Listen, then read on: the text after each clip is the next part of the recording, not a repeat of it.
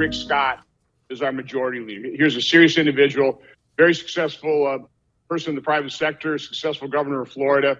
You know, he wants to challenge these issues. I'm not sure the other people running necessarily do.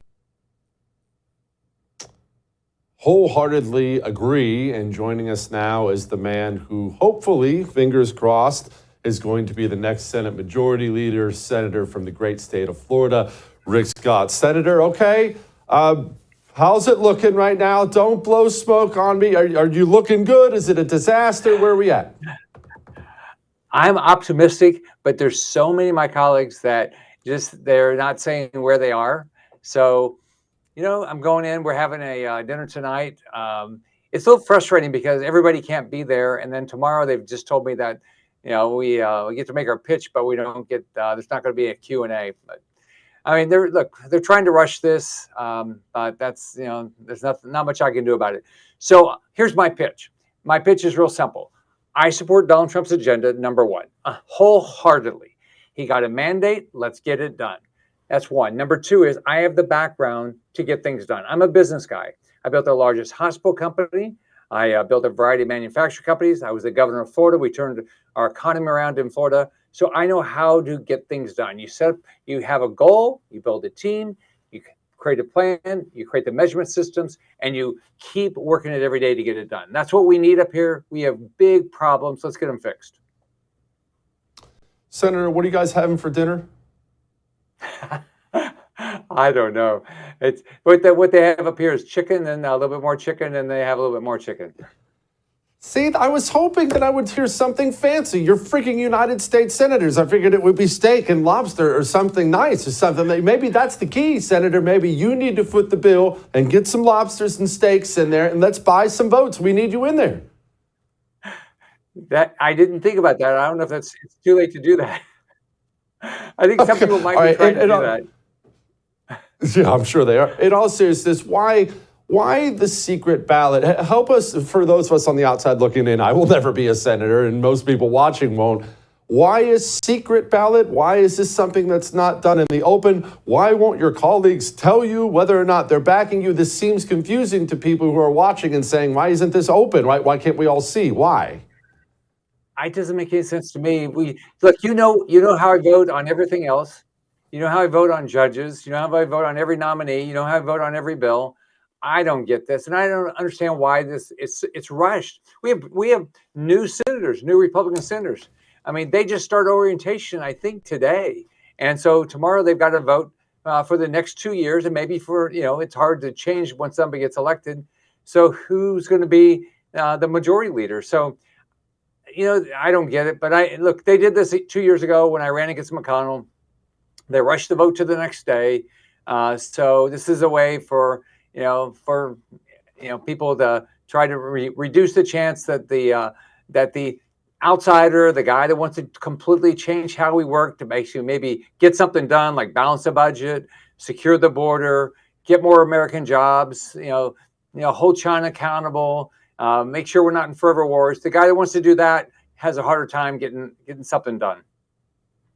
Yeah, of course, because he's not in the business of Washington, which is what concerns me a great deal. I've made my thoughts very clear to everybody on the other two you're running against. I'm not going to ask you to do the same, but I have a great deal of concern about Trump's appointments getting confirmed if we don't have a solid enough leader in the Senate. But please tell me, shoot me down, is that a valid concern? Because I'm very worried about it. Well, let's look at history. Under Bill Clinton, he got to do recess appointments. Under George W. Bush, he did, I think, 171 recess appointments. Even Barack Obama did 32. Trump, with 2 years of McConnell's leader, 2 years as Schumer's leader, got no recess appointments. So we've got to get his appointments done. If Schumer, which all the anticipation he'll continue to do what he's doing, tries to slow down the process so Trump can put his team together, then we've got to go into recess and let Trump put his team together. So I've been very clear. Trump has got to be able to put his team together. He got a mandate. We've got to allow him to govern. We know we have problems, and I just don't get it. Why they don't understand that Trump won a mandate. If these Democrats keep fighting Trump that what they're going to do is then in 26 we'll pick up more more Democrat seats. So, I don't get why these people don't realize Trump won with a mandate, won the popular vote, over 300 electoral votes. I mean, he kicked her butt because Harris's policies and Democrat policies are horrible for your family. This GOP leadership in sickness in DC, it's just been going on for years and years and years, as long as I've been involved politically. What is it about the swamp that they love so much? They've been like this forever. The names change, but it's always the guys in leadership are constantly screwing over the Republican base, new Republican presidents. Why? Help us understand. It doesn't make sense to me. I've been up here 6 years, and I've never understood it. First off, I've never understood how all senators are not part of the decision-making process. Since I've been up here, there's been two dictatorships, the McConnell dictatorship and the Schumer dictatorship. They decide the bills. We don't even have bills that go through committee. And once they go through, the Schumer and McConnell decide on a bill, they just put it on the floor, no amendment votes. So, my only choice is to say yes or no. If I don't like it, I can't even try to amend it, nothing. This doesn't make I never envisioned it would be like this. I thought the U.S. Senator, one, I would have the ability to propose a bill, have it heard. If I can't get 60 votes, that's my problem. If I don't get a vote, that's leadership's problem. So it doesn't make sense. I said, we're going to have amendment votes. Our bills are going to go through committee. We're going to get the Trump agenda accomplished. Through hell or high water, Trump's agenda will get accomplished. You find it frustrating to go from being a CEO and a governor to being a senator with no voice, don't you? It sounds like an upgrade for a lot of people, but it's a downgrade for you, isn't it? Well, nice thing is that being a CEO, but a strong CEO, here's what they do. They do what I'm proposing. Build a team, have a plan, constantly measure yourself, make sure everybody around you is successful, and you're probably going to be a successful CEO. That's what I did as governor. We added 1.7 million jobs. We became #1 higher education, top 5 in K-12 education, 47-year low crime rate. I didn't do it because I was a dictator.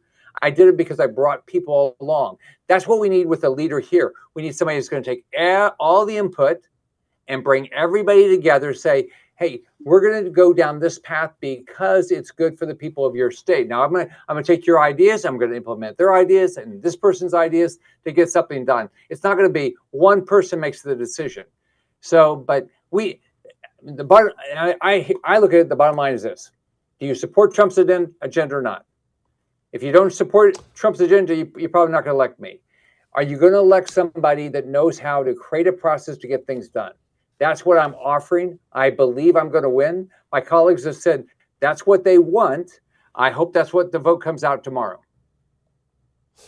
Senator, moving off of this, what can we do with 53 seats? It's not 60, but it ain't 49 either. We do have 53 seats. Obviously, we can do something legislatively. What is realistic, though? Well, number one, all of the nominees can get done. All the nominees can get done because all those nominees can get done with 51 votes. So all those actually with 50 with JD Vance. So all the nominees can get done. It's just it takes time. So we can get all those done. Number two is all the the Trump tax cuts can get redone to keep them because we can do that with 51 votes through reconciliation. So all those things can happen. Now I'm optimistic. My experience in my business life is if I talk to people, you can find common ground. Look, Democrats are getting hurt by having an open border. So hopefully there's 7 Democrats that want to do everything they can to make sure we fix our border problem. I hope there's 7 Democrats that will come along and make sure we don't have a woke military. I hope there's 7 Democrats that say we've got to start creating full-time jobs. So my goal is to bring people together, to have conversations. And by the way, you need to work with the House of Representatives. That's why I built a very good working relationship with Speaker Johnson, Tom Emmer, Steve Scalise, and the conservatives in the House, because it takes both. Senator, we are pulling for you. Good luck. Go get them tomorrow. Let's hope. Right?